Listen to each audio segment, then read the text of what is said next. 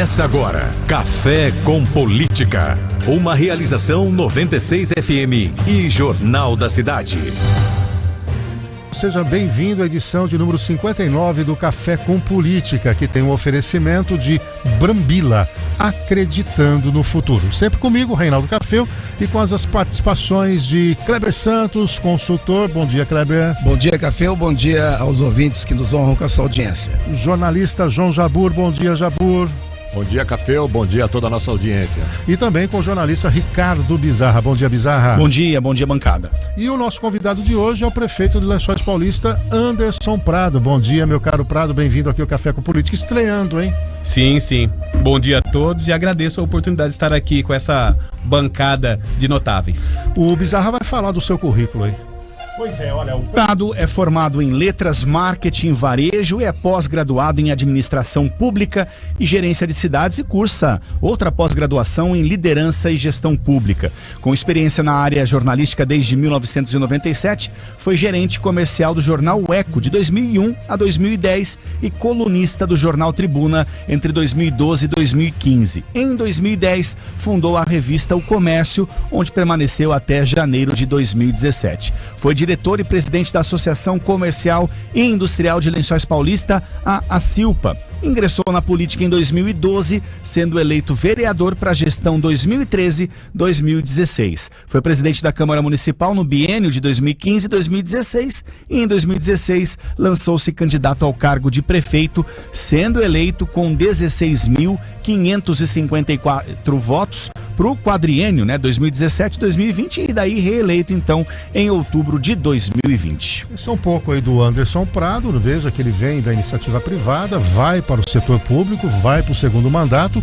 e a cidade de Lençóis tem sido aí citada, referência, trouxe até o governador do estado um grande investimento ali na Bracel, impulsionando não somente a área imobiliária na região, mas também trazendo riqueza aqui para a região.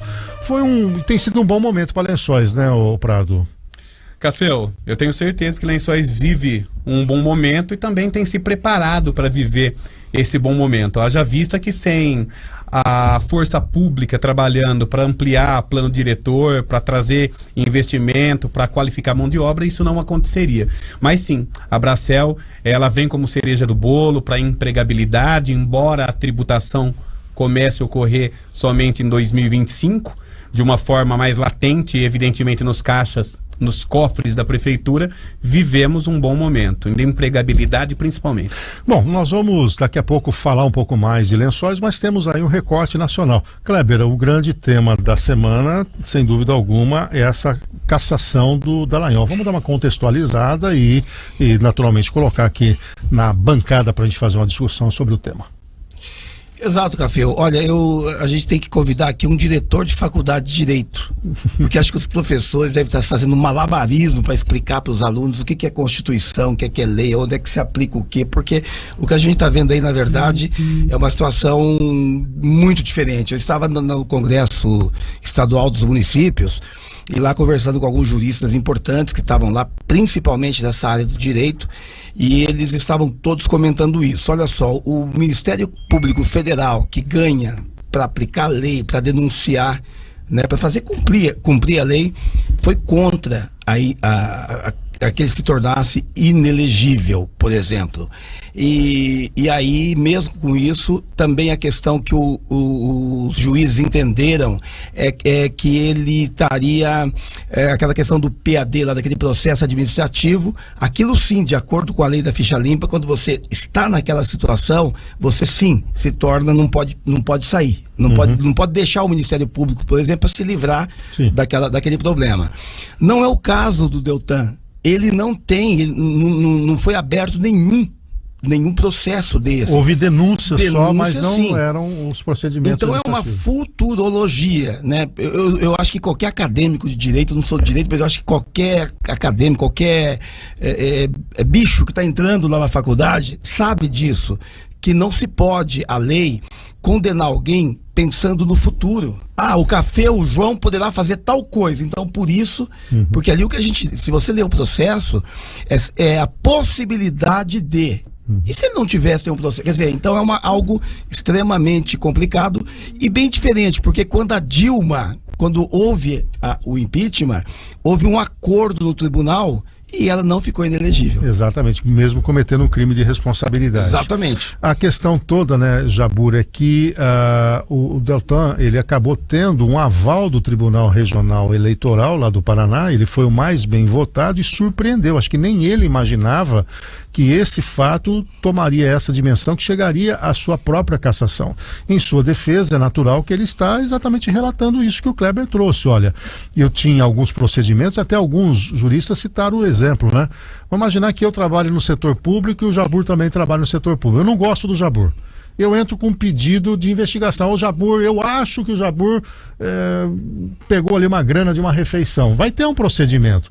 Quer dizer, se partir para esse princípio, qualquer um que atacar um adversário, nunca ele vai poder concorrer a nada, né? Não sei qual é que é a sua leitura, ô Jabur, dessa situação, mas me parece extremamente rigorosa a decisão que o Tribunal Superior Eleitoral tomou. Me parece também, Cafeu, nós não somos advogados, eu pelo menos não, acho que o Kleber, você, eu não sei, o Prado, acho que não, né, pelo currículo não, mas assim, analisando pela lógica, analisando pelo razoável, de fato foi uma decisão que na minha opinião, a gente respeita toda a decisão judicial, mas forçada em cima de toda essa situação que o Kleber falou. Na prefeitura, por exemplo, para fazer uma analogia, numa prefeitura que você citou, né, na área pública, eu acho que em Lençóis assim também, você tem, primeiro de tudo, quando há uma denúncia contra um agente público, você tem uma sindicância. Depois, se a sindicância tiver consistência, tiver provas, ela passa para um processo disciplinar, né, administrativo, que seria o PAD lá, que foi citado pela sentença lá. Mas o Dallagnol tem 15 denúncias, mas em investigação, estava em investigação. Até denúncias sérias e etc.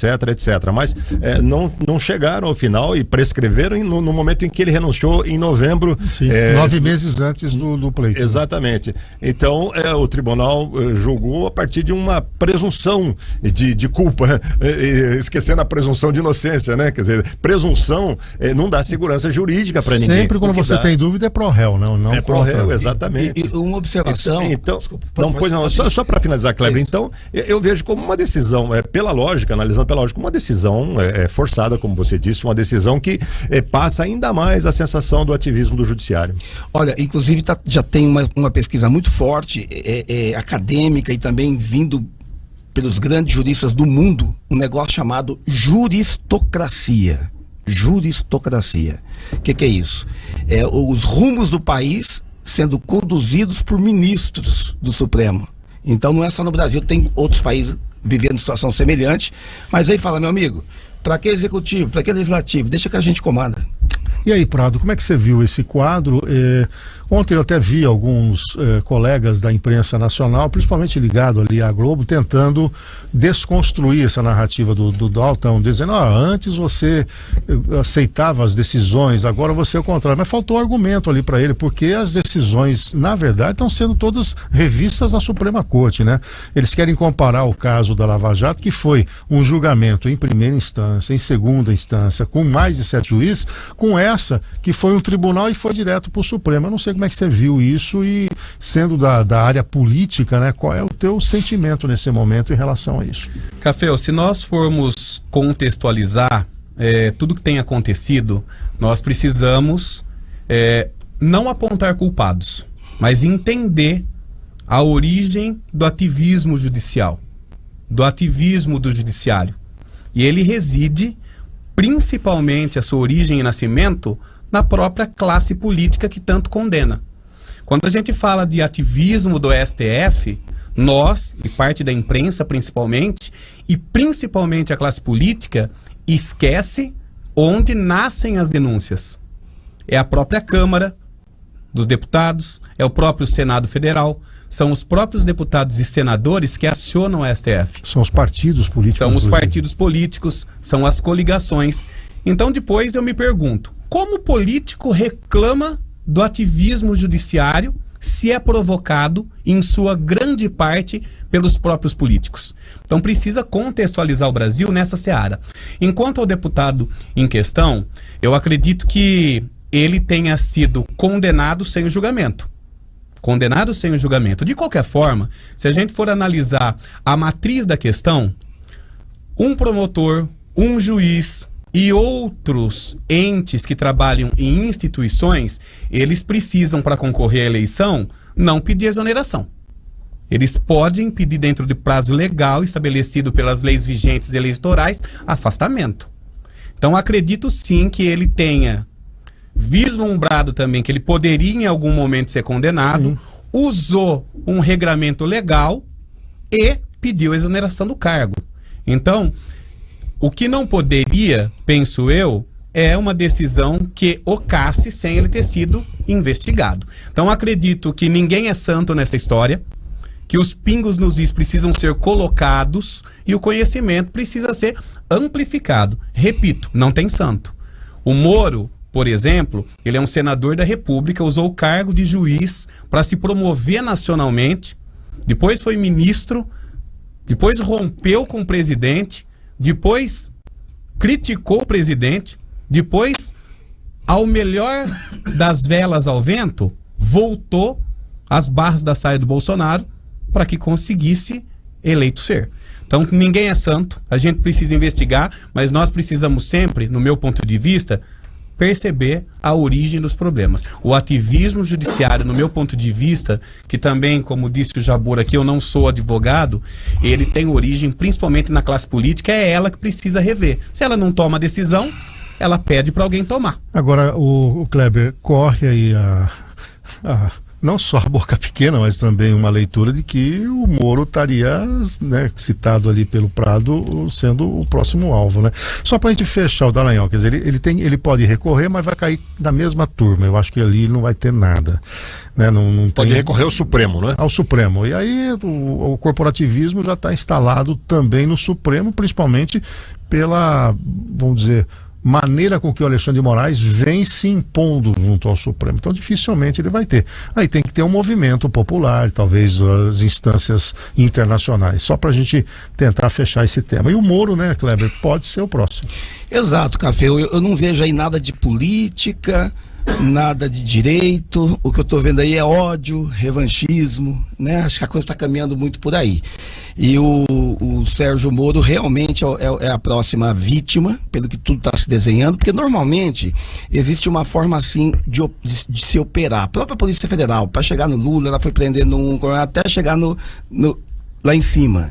Então sempre eles fazem esse trâmite, principalmente quando alguém tem muito apoio popular. Esse fica por último, sempre para evitar tumultos, para evitar as pessoas vão. É que nem aquela história de botar o sapinho na água quente, fervendo ou não, ele vai acostumando, né? Ok, agora já podemos aplicar isso aqui porque já está todo mundo anestesiado, beleza. Então eu creio que o Moro está nessa situação. Ele está sendo convidado já por algumas empresas grandes com dinheiro alto para ir embora para os Estados Unidos, renunciar e ir embora. Fala, sai disso aí, vem para cá. Isso já está acontecendo. Ele tem um problema com a esposa dele, porque ela é deputada e ela está indo bem lá no Congresso e ela gostaria de ficar por aqui. Mas eu vejo uma possibilidade, sim, dele chegar no Moro. Eu acho que o objetivo é esse, aí é festa total.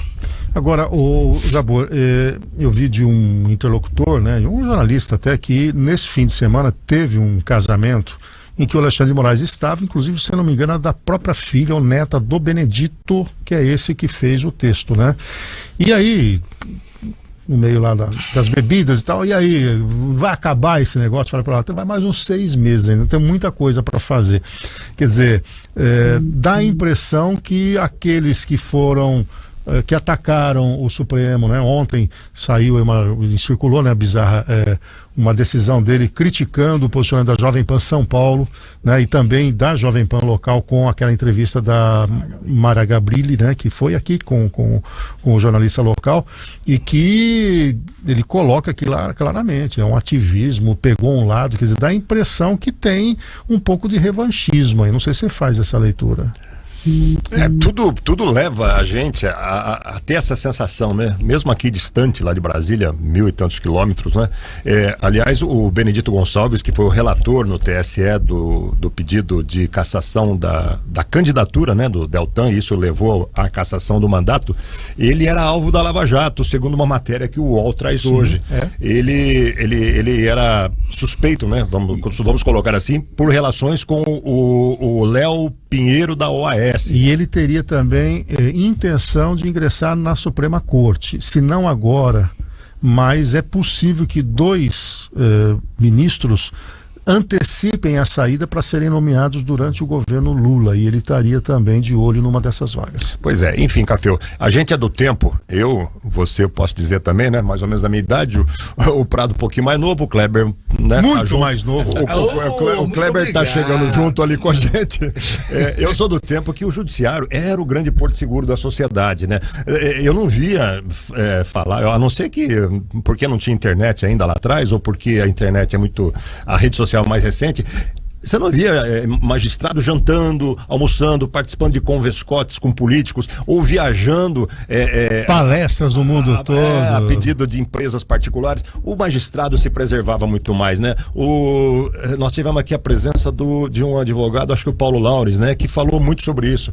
É um jurista notável aqui de Bauru. Ele falou: olha, o judiciário está se misturando muito, o judiciário não está se preservando. Pega o caso Lewandowski, ele suspende a ação contra a JS, sai, pede aposentadoria e é contratada pela JS. Muito imediatamente depois, quer dizer, estudo pode não ser ilegal, muitos disso que a gente está comentando, né, aqui, mas faz do judiciário, que era o nosso porto seguro, né? A gente sempre viveu a classe política conturbada, a guerra política, a polarização que exacerbou um pouquinho mais agora, sempre existiu e tal, mas o judiciário dava a palavra final e a gente confiava e ficava tranquilo, sossegado, porque decisões técnicas embasadas e sem muita interpretação da lei. Existe a interpretação da lei, eu já li advogados falando sobre isso. Claro que existe em alguma medida, em algum aspecto, mas não de forma tão peremptória, não de forma tão achincalhada como a gente tem visto por aí. São 7h50, você acompanha aqui o Café com Política, hoje recebendo o prefeito de Lençóis Paulista, o Anderson Prado. O Prado, mudando o tema, e é uma situação cara porque boa base da riqueza gerada ali em Lençóis vem do setor primário da economia, né? Depende muito ali.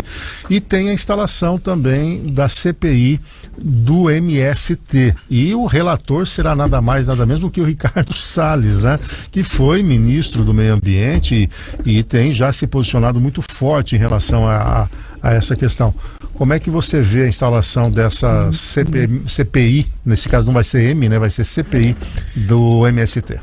Da mesma forma que eu vejo as investigações em relação ao dia 8 de janeiro. Tudo que for investigado... É outro tema que ele vai falar daqui a pouco. Tudo tem que ser investigado. O que nós precisamos parar de fazer enquanto sociedade é condenar antecipadamente, como está sofrendo o Delanhol.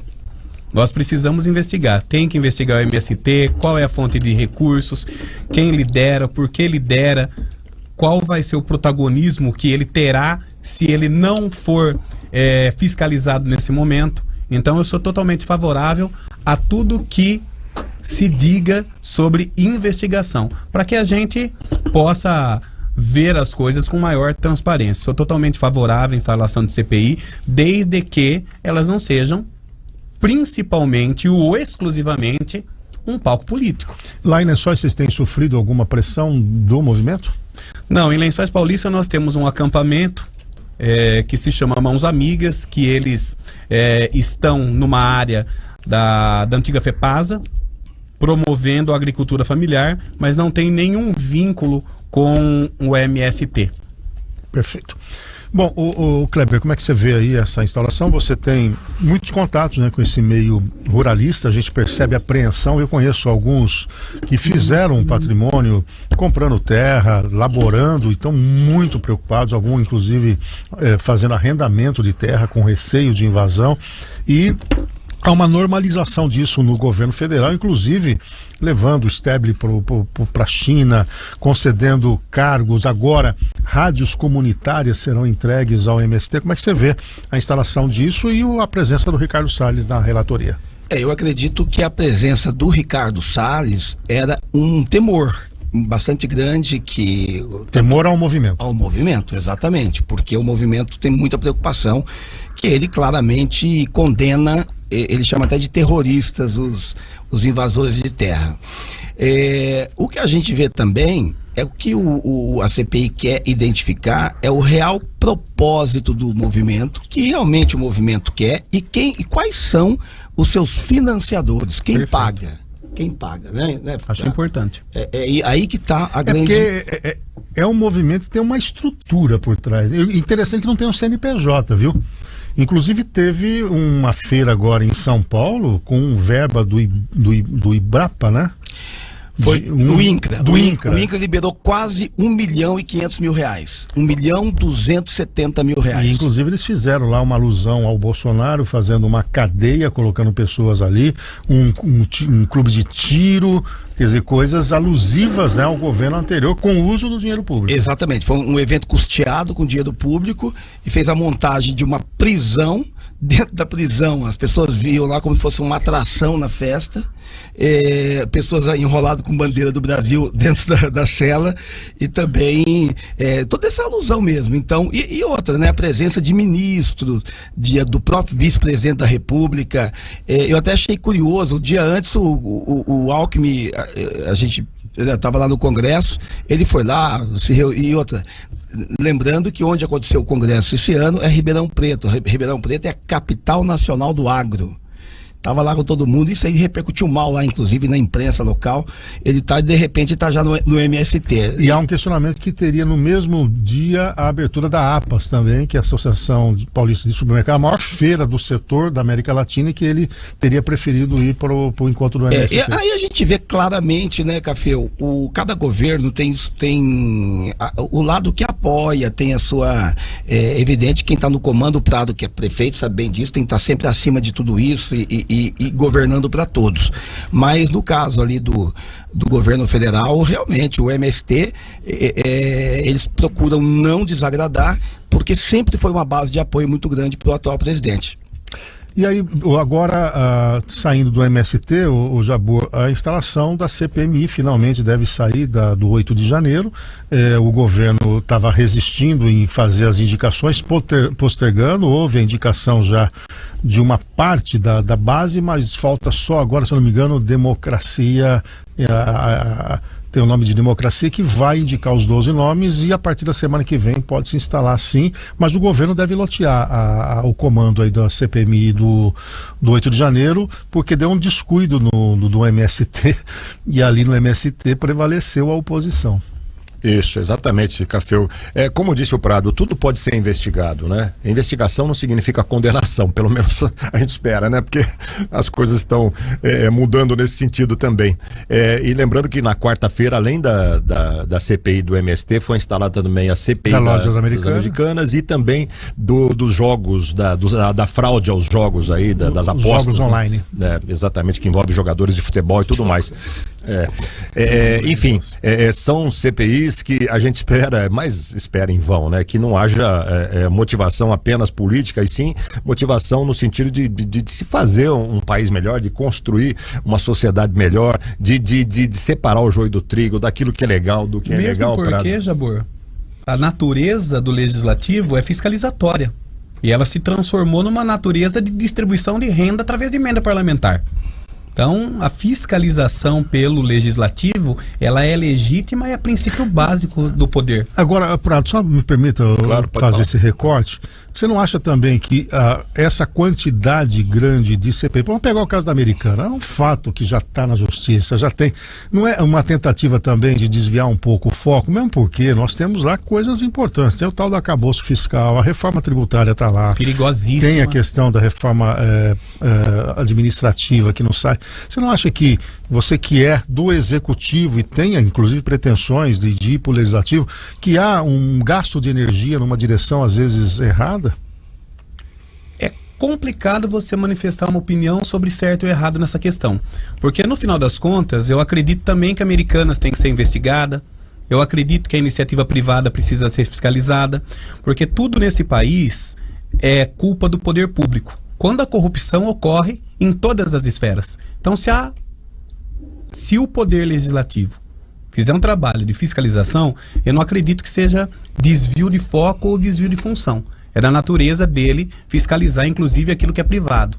Tem muita gente sendo beneficiada por políticos nesse país, muita empresa privada que usa força política em benefício próprio. Tá aí as isenções tão faladas pelo atual ministro da Economia, e acho que o legislativo tem seu papel a cumprir.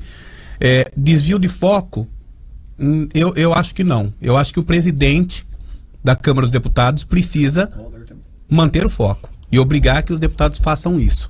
Repito e compartilho com o Jabor. O Congresso precisa fiscalizar.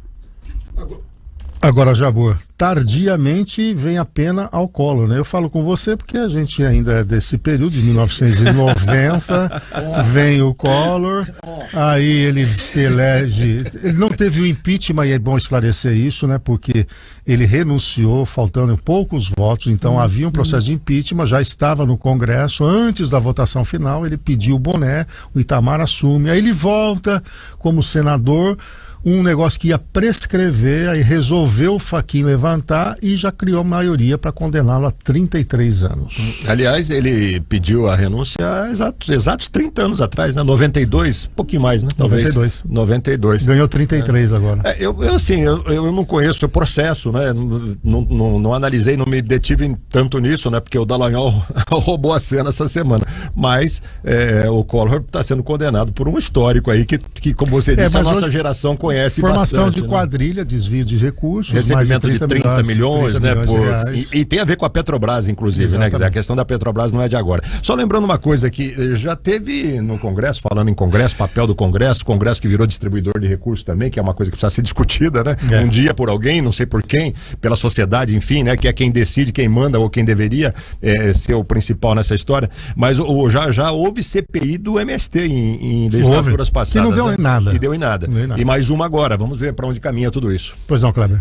Olha, a questão do Collor, né, politicamente não muda muito, não, porque o passado dele é muito grande. Então, lembrando só, Kleber, que ele não é hoje senador, não é deputado, ele não foi eleito a nada, né? Ele concorreu ao governo do estado de Alagoas e não ficou em terceiro lugar. Isso. Exato. Agora, a única curiosidade é que o STF está condenando alguém da Lava Jato, sendo que o STF cancelou as condenações da Lava Jato.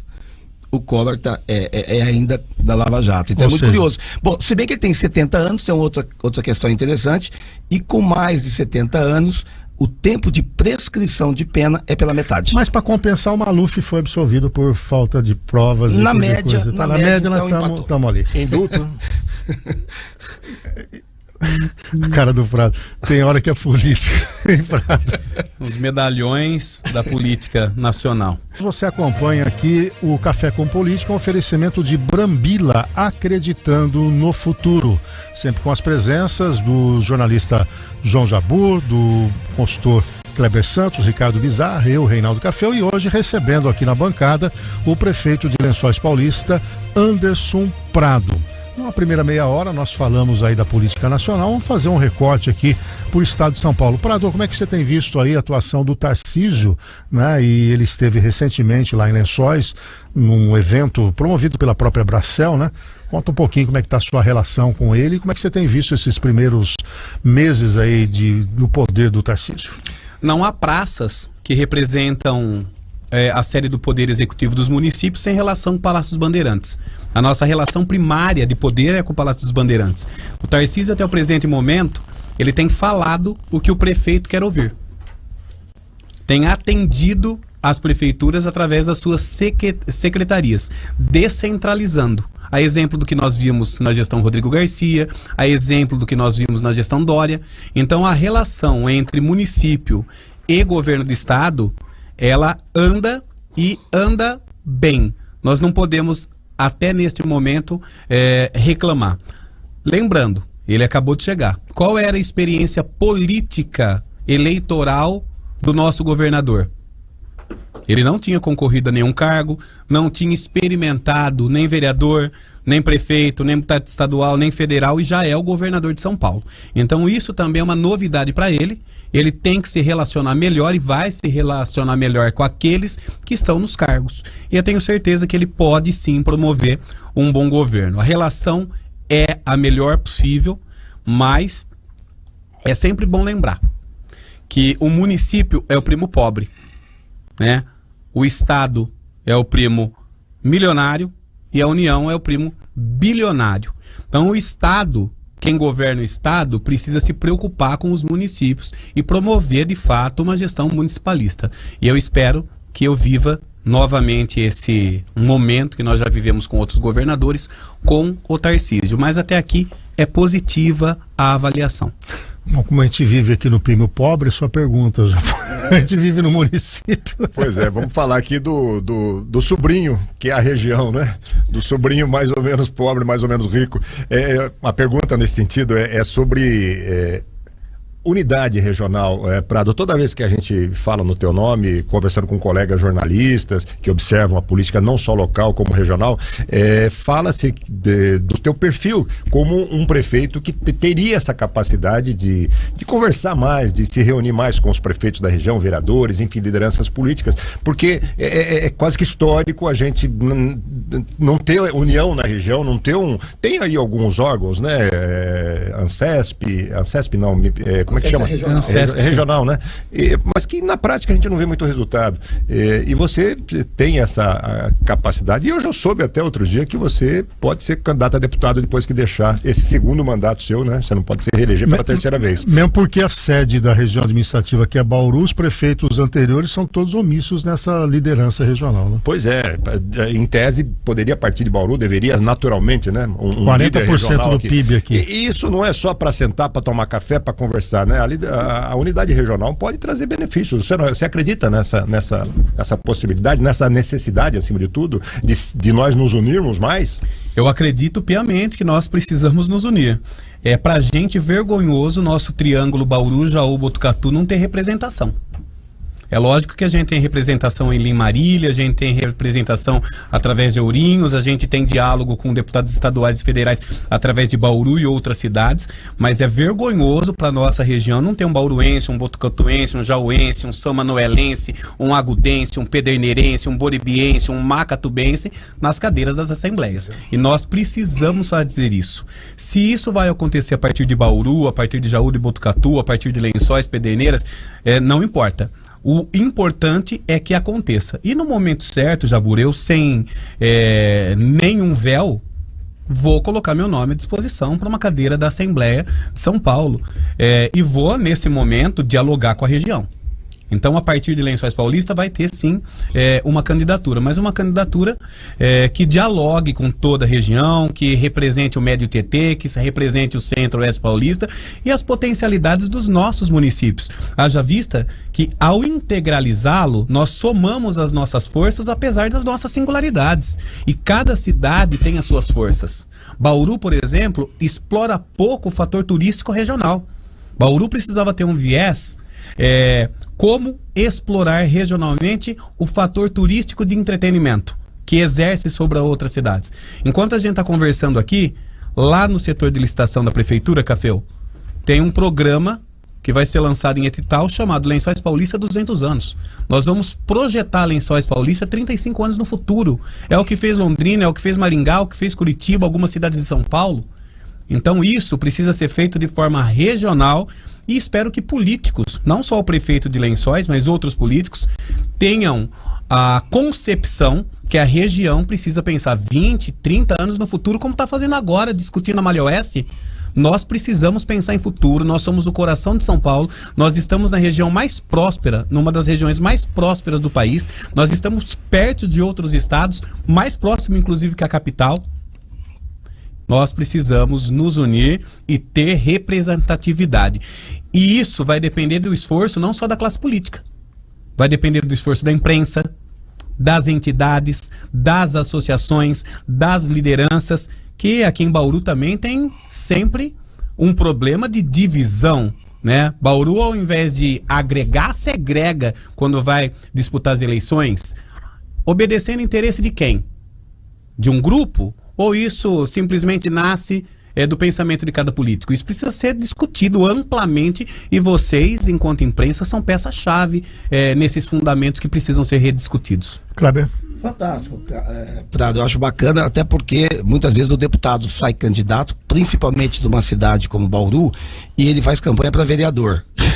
Sai achando que a cidade é suficiente, o bairro que ele mora, o grande bairro, ele fica ali, cabeça muito pequenininha e não busca regionalmente. Você sai de uma cidade que é menor, que por si só não tem talvez essa quantidade de votos suficiente, e só aí, apenas isso já te posiciona como um regional. Você tem que buscar fora. Muito interessante. A minha pergunta para você é o seguinte: você está colocando que está sendo feito um projeto já da Lençóis do Futuro, lá na frente. Você pode adiantar aqui qual é o maior problema da região e qual é a vocação da nossa região?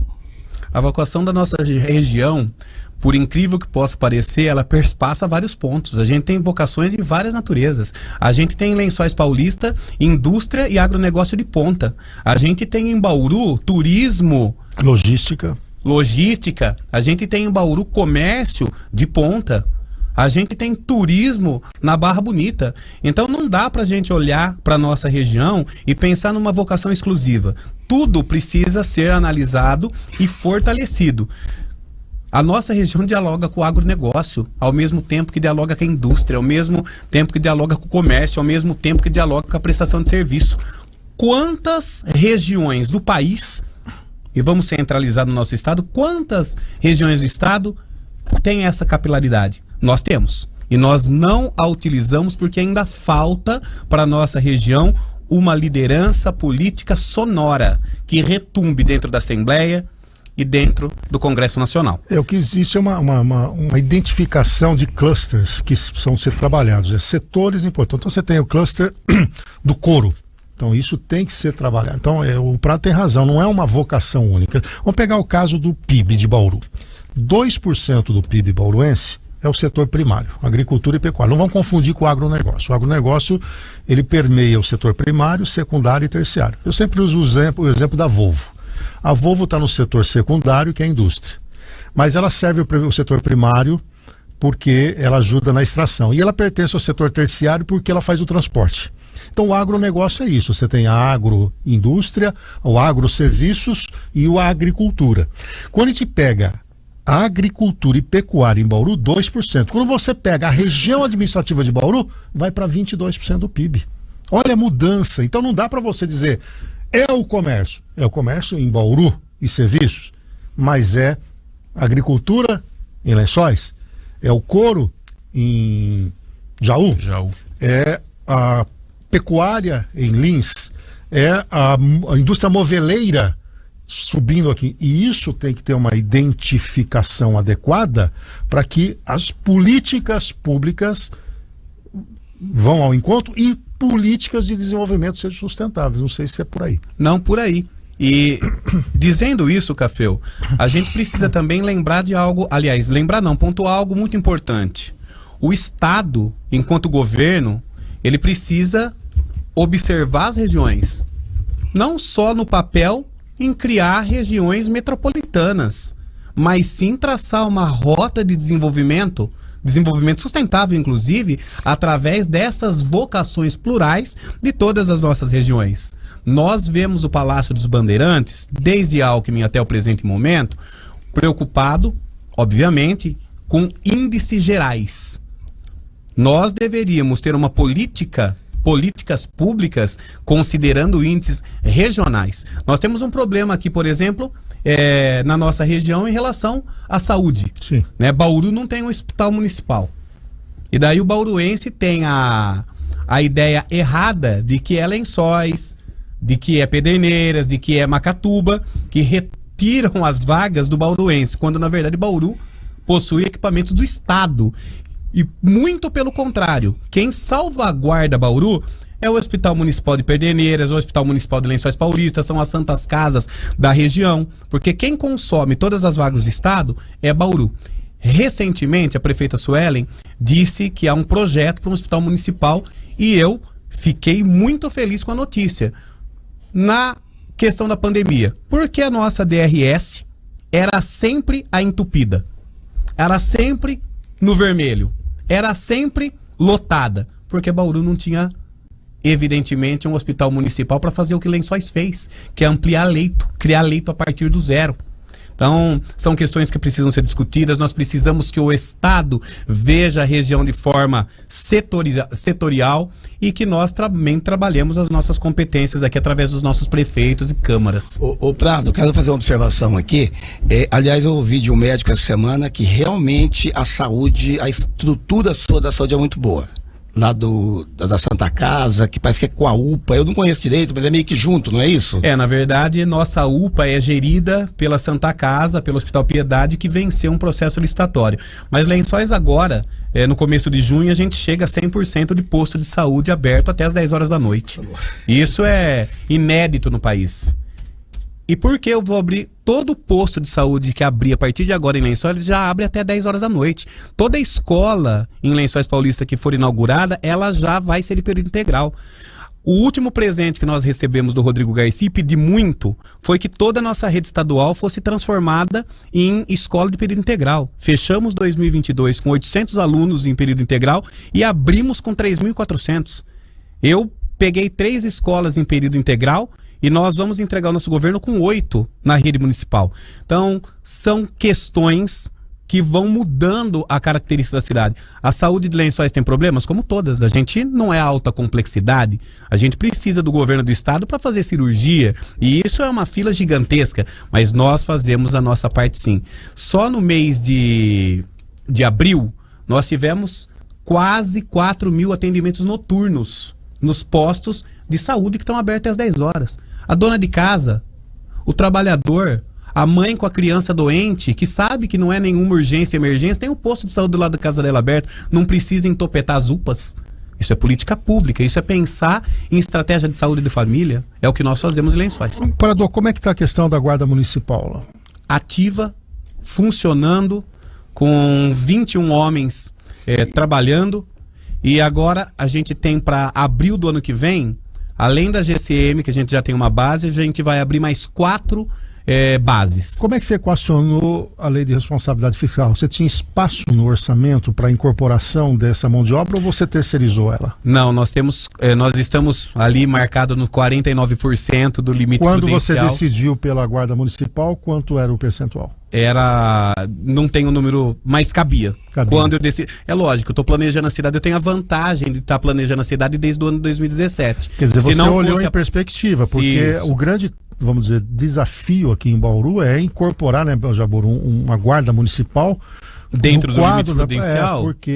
Mas Você... quanto que está o limite prudencial de Bauru hoje? O prudencial seria 52,5, chega a 54. Tem espaço porque bombou a arrecadação nesse último. Mas a agora está tendência marcado de 42, cair, viu, e aí vai cair, né? Então, o que bombou, você é economista, o que bombou os municípios foi a inflação. Foi a inflação, não vai ter esse mesmo boom aí. Então, há um grande receio, né?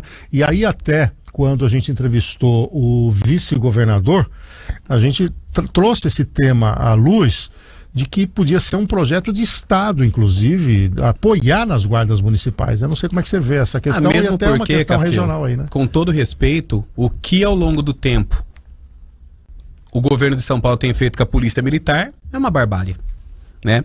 Eu, se governador de estado fosse, eu teria vergonha que os prefeitos de São Paulo pagassem atividade delegada. A atividade delegada é a personificação da incompetência do Estado no pagamento do policial militar. São os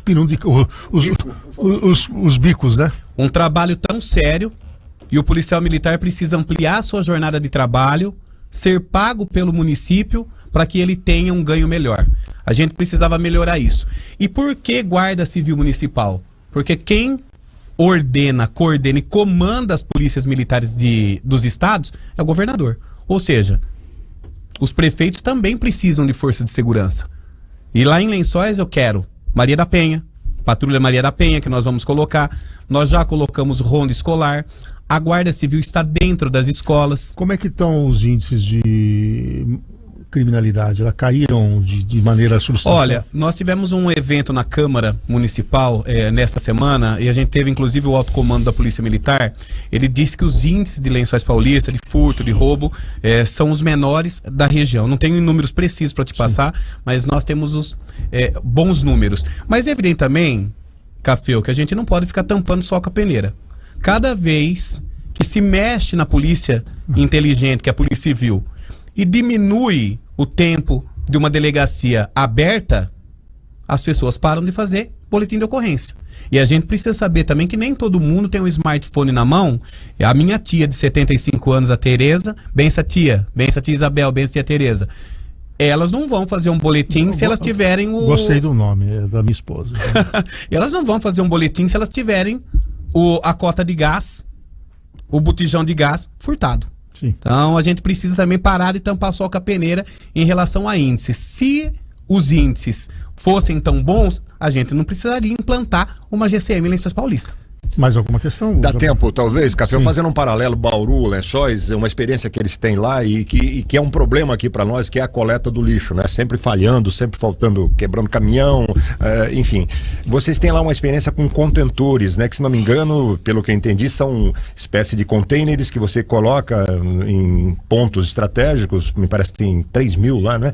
E a pessoa joga o lixo ali, quer dizer, o lixeiro não passa, o coletor, aliás, não passa coletando casa a casa. Explica pra gente como é que é essa experiência. Não tem o saco de lixo na rua, é isso? Isso, Exatamente. não tem mais. Política pública avançada. A gente mecanizou a nossa coleta, o cidadão separa o lixo orgânico e o lixo reciclado. Perto da casa de todo mundo tem um contentor para lixo orgânico, um contentor para lixo reciclado. Eles depositam esse lixo 24 horas por dia, 7 dias por semana. Caminhão passa fazendo a coleta do reciclado, caminhão passa fazendo a coleta do orgânico e um caminhão passa higienizando de tempo em tempo cada um desses contentores. É público ou privado esse serviço? É público, nós que realizamos. Para você ter uma ideia, a cooperativa que trabalha com reciclagem em Lençóis, quando eu cheguei em 2017, cada uma dessas mulheres, elas recebiam aproximadamente 300, 400 reais por mês para trabalhar com reciclagem. Hoje elas recebem mais de 2 mil reais. Por quê? Porque aumentou a reciclagem, mas precisa melhorar muito ainda. As pessoas precisam ainda fazer melhor essa separação, mas é uma política pública avançada e que a região precisava observar. Muito bem.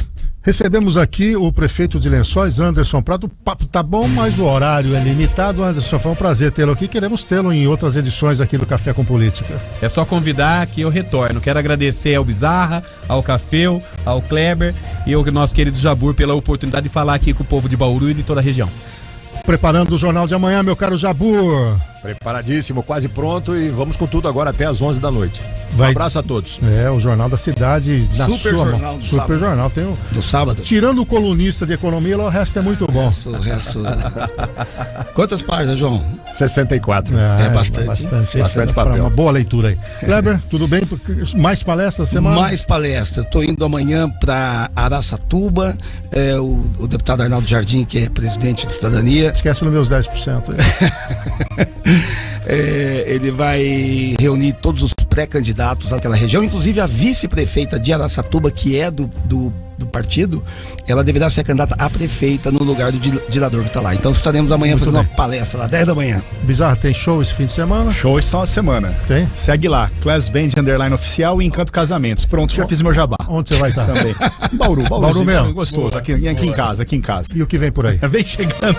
O Evair deu um garudum pra comandar o túnel do tempo. Obrigado ao Prado, obrigado a todos Só os o único que não convidados. faz jabá aqui do meu É trabalho. verdade, pô. Obrigado. Fundação obrigado. Dom Cabral, Isso, hein? vai. É você. Dom Mano. Cabral, vamos ter um curso aqui em Bauru em setembro, hein?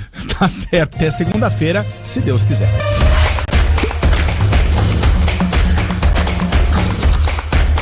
Café com Política.